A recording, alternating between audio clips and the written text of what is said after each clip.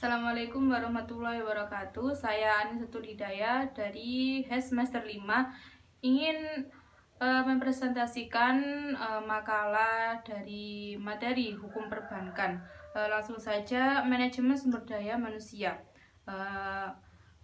Ada pelatihan, perencanaan karir, prestasi kerja, integrasi, dan PHK. Langsung saja, pengertian pelatihan. Pelatihan adalah proses pendidikan jangka pendek dengan menggunakan prosedurisasi yang sistematis dan terorganisir. Sebagai karyawan operasional belajar, pengetahuan teknik pengerjaan dan keahlian untuk tujuan tertentu. Pelatihan bertujuan untuk memberikan keterampilan kepada calon karyawan sebelum bekerja. Pelatihan juga ditunjukkan untuk membiasakan calon karyawan bekerja. Teknik pelatihan karyawan, memakai metode praktis, merupakan latihan yang diberikan kepada calon karyawan sambil bekerja. Kedua, dengan teknik presentasi dan metode simulasi. Ketiga, perencanaan karir. Karir adalah jalan kehidupan pekerjaan seseorang. Karyawan selama ini hidupnya bekerja, sedangkan perencanaan karir yaitu suatu proses yang mencakup penjelajahan pilihan dalam persiapan diri untuk sebuah karir. Teknik pelatihan karyawan. Satu, memakai metode praktis atau on the job training. Kedua, metode presentasi dan metode simulasi. Di samping pelatihan, karyawan juga harus melakukan pengembangan terhadap sebuah karyawannya. Dalam praktiknya, program pengembangan pegawai dapat dilakukan melalui satu, mengikuti pendidikan melalui pakar-pakar hukum yang diberikan oleh bimbingan. Kedua, transfer antar bagian. Ketiga, promosi suatu jawaban. Perencanaan karir. Perencanaan karir harus dilakukan mulai dari jenjang karir yang paling rendah sampai yang paling tinggi. Karir adalah jalan kehidupan pekerjaan seseorang karyawan pada hidupnya bekerja. Akhirnya, karir seseorang dimulai pada saat karyawan untuk bekerja sampai keluar dari pekerjaan tersebut. Beberapa keuntungan dari perancangan karir. Satu, mengurangi tingkat turnover karyawan. Kedua, meningkatkan potensi karyawan dalam bekerja. Jadi potensinya karyawan dalam bekerja itu lebih baik. Ketiga, pengembangan karyawan untuk promosi lebih mudah. Jadi melalui keuntungan dari perencanaan karir itu, karyawan mempermudah untuk promosi barang tersebut atau sesuatu yang dipromosikan. Keempat, memberikan kepuasan kepada karyawan. Jadi karyawan itu merasa puas karena dia ada perancangan dalam karir dia. Perencanaan tenaga kerja. Kebutuhan tenaga kerja dari waktu ke waktu selalu bertambah-tambah. Jadi tenaga kerja di Indonesia ini selalu bertambah banyak orang mencari pekerjaan. Kadangkala bank memiliki tenaga kerja yang tetap dalam waktu yang relatif lama. Kebutuhan tenaga kerja yang paling banyak yaitu ketika bank membuka cabang. Jadi ketika ada bank membuka cabang di suatu daerah, pasti banyak yang mengelamar pekerjaan di situ karena jumlah pencari pekerjaan yang semakin banyak. tujuan perencanaan sumber daya manusia, yaitu pengadaan karyawan. Kedua, penarikan karyawan. Ketiga, memperbaiki SDM. Jadi ke-1 pengadaan karyawan itu karyawan di banyak yang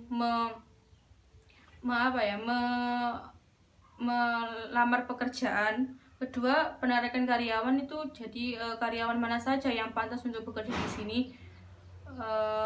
dan siapa saja yang pekerjaannya bagus. Ketiga, memperbaiki sumber daya manusia. Beberapa keuntungan bagi perusahaan terhadap perencanaan karir bagi seseorang karyawan. 1. Mengurangi tingkat turnover karyawan. Kedua, meningkatkan potensi karyawan dalam bekerja. Ketiga, pengembangan karyawan untuk promosi lebih mudah. Keempat, memberikan kepuasan kerja pada karyawan. Penilaian prestasi kerja. Nah, jadi kerja itu tidak semua sama. Maksudnya karyawan, ada beberapa karyawan yang kerjanya bagus atau berprestasi. Kadang dalam perusahaan mereka akan dikasih reward atau dalam giginya dia bekerja begitu. Jadi tidak semua, kadang dalam perusahaan itu gajinya sama. Jadi tergantung karyawan tersebut dia giat bekerja atau malas-malasan begitu. Penilaian prestasi kerja.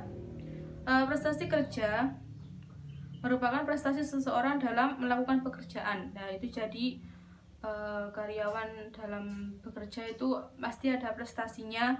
Untuk yang dinilai dalam penilaian prestasi kerja biasanya ke karyawan terhadap pekerjaan, jabatan, dan organisasi. Jadi kalau mau melamar pekerjaan biasanya itu kita memberi tahu kalau kita pernah ikut organisasi mana, yang di kampus ikut organisasi apa.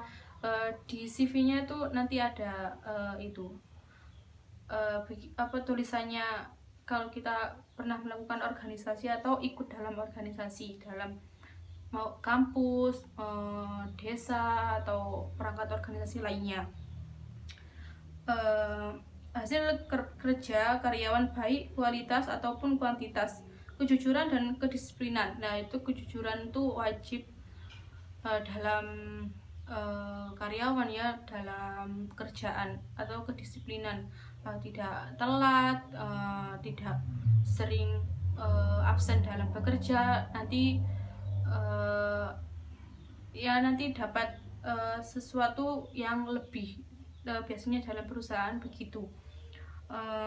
Penilaian prestasi kerja harus dilakukan secara objektif sehingga tujuan pencapaian prestasi kerja tercapai. Jadi harus jelas gitu ya. Tujuan penilaian. Nah, ini tujuan penilaian dari suatu pekerjaan itu apa saja. 1. Memperbaiki kualitas pekerjaan. Jadi pekerjaan karyawan tersebut dalam suatu pekerjaannya menjadi bagus. Kedua, keputusan penetapan. Jadi kalau setelah kita melamar kerja, kita sudah diterima, maka nanti ada penetapan pekerjaan, baik itu di cabangnya, di pusatnya, atau di mana saja gitu. Ketiga, perencanaan pengembangan karir. Nah, karir ini tuh harus dibawa kemana, harus berkembang, harus, makanya di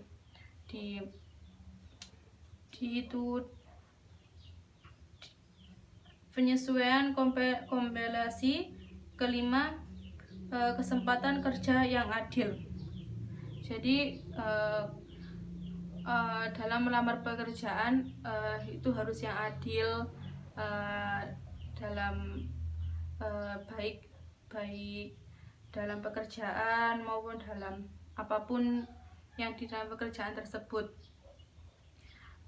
Itu dari saya, dari materi materi hukum perbankan yang bertema manajemen sumber daya manusia atau MSDM, mencakup pelatihan, yaitu tadi perencanaan karirnya direncanakan, prestasi kerja, dalam kerja itu karyawan sudah melakukan apa saja. Nah, nanti ada prestasinya, integrasi dan PHK. PHK ini tuh PHK itu kalau melakukan kesalahan dalam pekerjaan.